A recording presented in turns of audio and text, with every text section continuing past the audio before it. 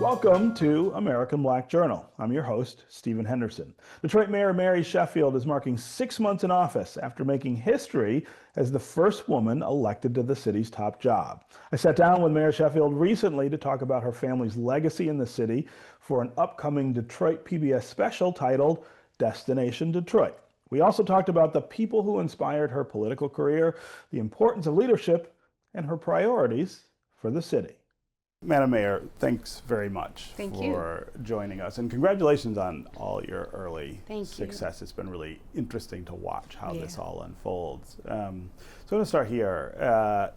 Things like history and legacy and story mean different things to us in Detroit than they do in other cities where I've lived.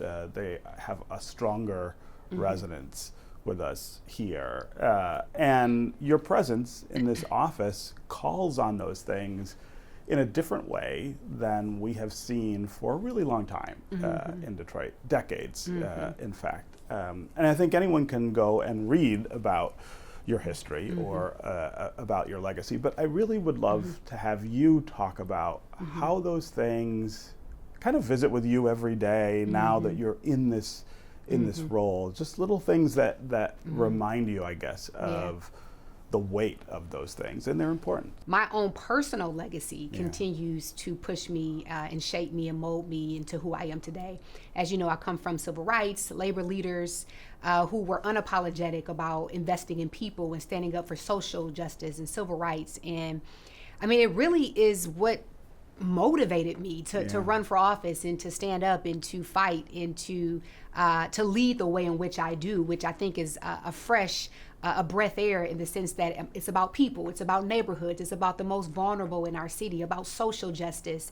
And I think that's needed in such a critical time in Detroit. So, I mean, I think about Coleman Young and Irma Henderson and Mary Ann Mahaffey, and I mean, all of these legendary leaders. Joanne Watson, had she not got up and decided not to run, I would not haven't even been able to sit down. Well, that's, I forgot about that she steps aside, and then then I ran in the exact same seat that she would have run for city council. So, I mean, they continue to inspire me and to remind me that during these very critical times, we have to always stand up and be bold and speak, especially at just a critical time that we are in the history of our country.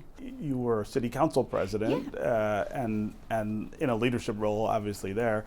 This is a bigger leadership role. How do you get people to think more about everyone and moving together to a better place? I mean, I do think it takes leadership. I mean, we had, transformational, inspirational leaders in Coleman Young and Martin Luther King, and so, like, even my grandfather's generation. We need more leaders that can inspire and empower, especially our young people, to see that they also have to step up in political office as well and want to be a part of social change. So I think it takes leadership, and it really takes everyone playing their role and stepping up as well. Yeah. What do you say to folks who say, look, it's my turn? That's a common kind of point of view here. It's my turn. I want to do this.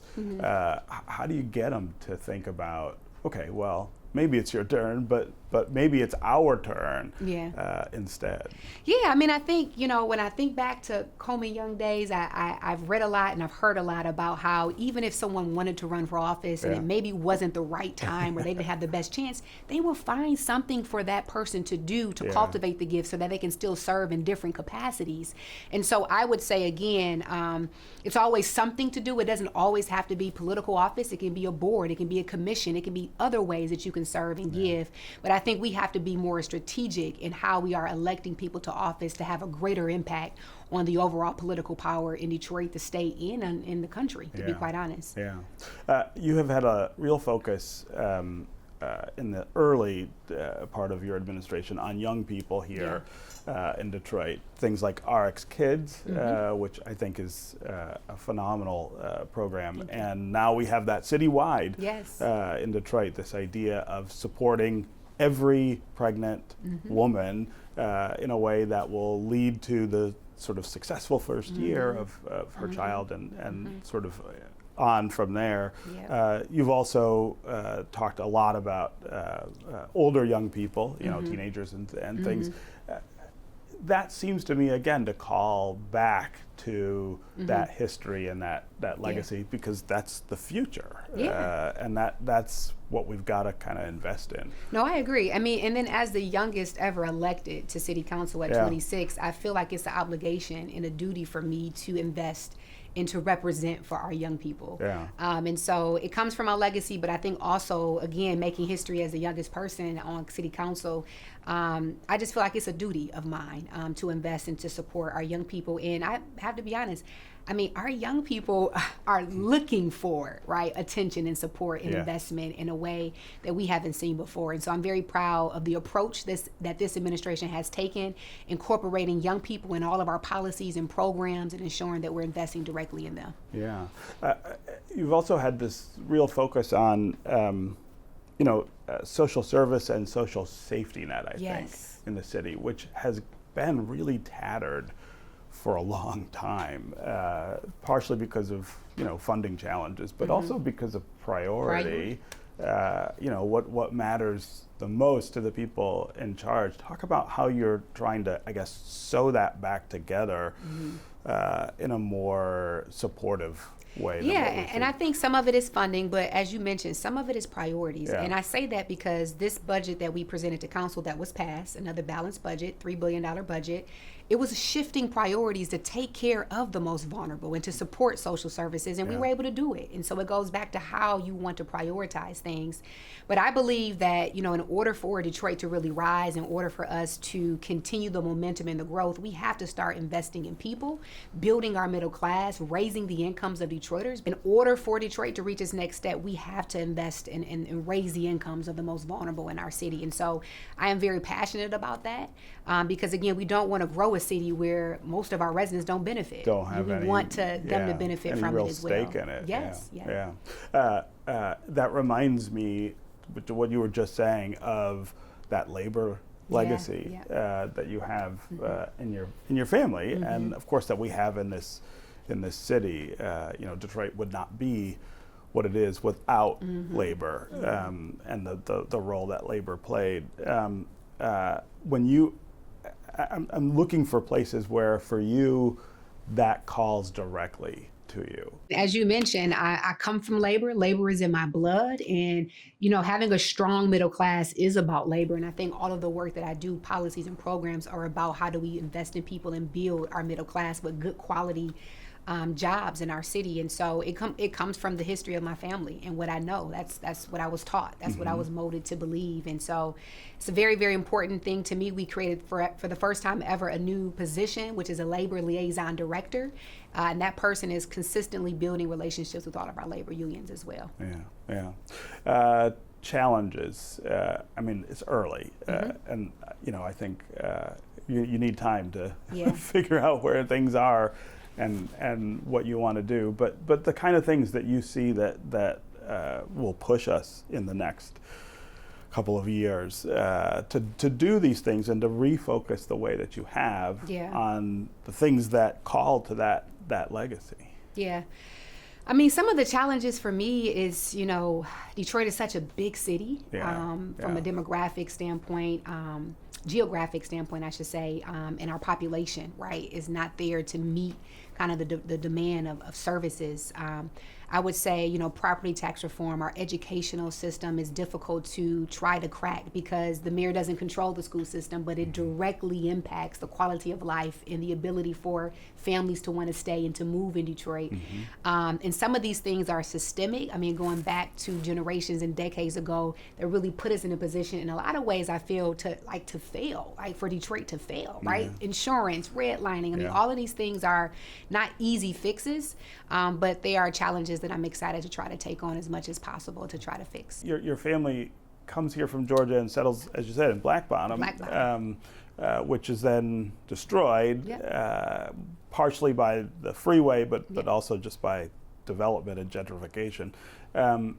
We're talking about now what to do with that history and maybe how to clean it up. I don't think we're quite there. But I wonder how that resonates with you in this office now. The mayor can have some influence, probably a lot, over how that goes and how much we do to sort of fix what got broken there. Yeah. I wonder what that means to you. Yeah, it means a lot. As you mentioned, my grandfather migrated to the Black Bottom, and just understanding the history of Black Bottom and what it meant for, you know, African Americans as far as wealth and business and ownership and entertainment. I mean, that was the place where they settled. And whatever happens on that site, we are definitely having conversations around ensuring that there's access for, you know, legacy Detroiters, and that Black Detroiters really actually have participation and access to that site, for sure. Do you think we can repair that? I mean, that's kind of the central question: is how do you fix what was done to all of those families? I think generations, right, have been impacted, but I don't think you can ever fix it. But I think there's ways to try to repair and to right the wrong of what happened at Black Bottom in general. But I think it was so much harm caused. I mean, generational wealth, businesses stripped from people. All of it wiped out. All of it wiped out. I don't think you can ever fix it, but I think there's ways to take steps to at least right the wrongs and to acknowledge the harm that it was caused. Yeah. My grandfather and your grandfather were friends, and they worked together at the UAW. And I've seen pictures of them, not just here with Walter Reuther and other folks, but I've seen pictures of them in the White House with presidents and in other places. I mean, I've seen pictures of them in Africa together, spreading that message about the importance of labor, but also the importance of the African American role in labor, which develops here in Detroit. Yeah, no, I completely agree. I've seen pictures, and my father has told me many stories of how my grandfather was not just a local leader. He was national. He had national prominence, and he was known all over the nation, to be quite honest, about his work. I mean, my father mentioned stories where he would go to the White House and swim in, I think, Lyndon's pool or something. He always tells a story about.